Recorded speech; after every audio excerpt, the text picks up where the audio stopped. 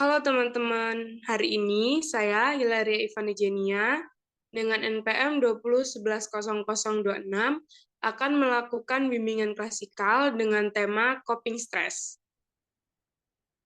Nah, yang pertama kita akan membahas tentang pengertian dari coping stress.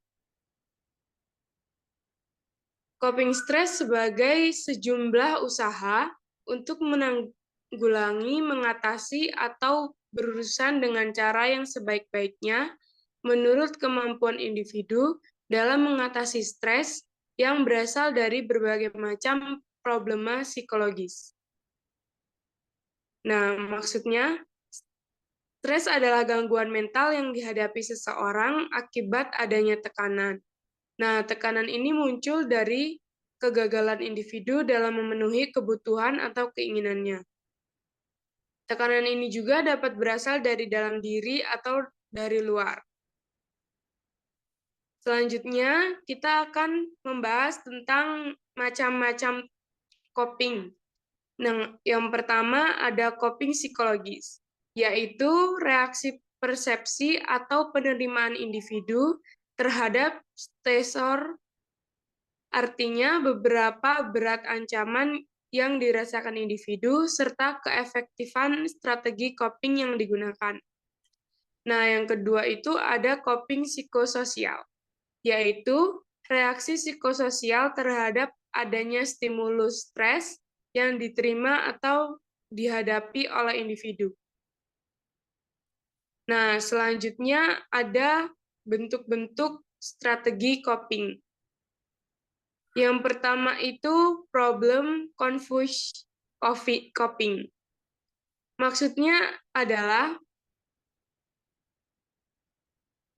istilah Lazarus untuk strategi kognitif yang menangani stres atau coping yang digunakan oleh individu yang menghadapi masalahnya dan berusaha menyelesaikannya. Nah, yang kedua ada emotion focus coping. Ini untuk strategi penanganan stres di mana individu memberikan respon terhadap situasi stres dengan cara emosional, terutama dengan menggunakan penilaian defensif.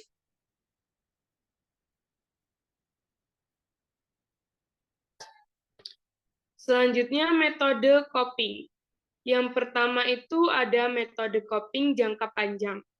Nah, cara ini adalah konstruktif dan merupakan cara yang efektif dan realistis dalam menangani problema psikologis untuk kurun waktu yang lama.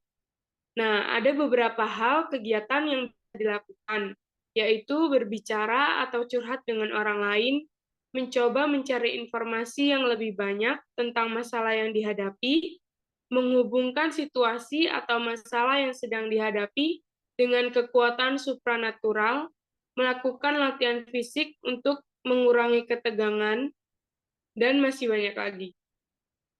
Nah, selanjutnya ada metode coping jangka pendek. Cara ini digunakan untuk mengurangi stres psikologis yang cukup efektif untuk waktu sementara.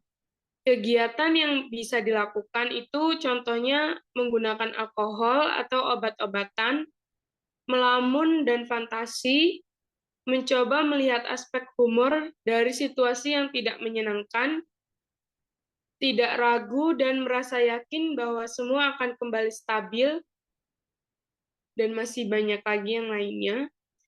Nah, kedua metode ini memberi pilihan bagi individu untuk mengatasi ketegangan dan menyesuaikan diri dengan berbagai keadaan yang menimbulkan masalah, baik yang berasal dari lingkungan maupun dari interaksi diri sendiri.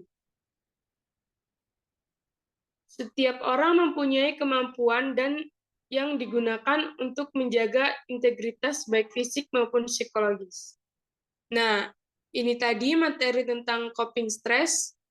Semoga materi yang saya sampaikan dapat berguna bagi kalian, dan sampai bertemu kembali.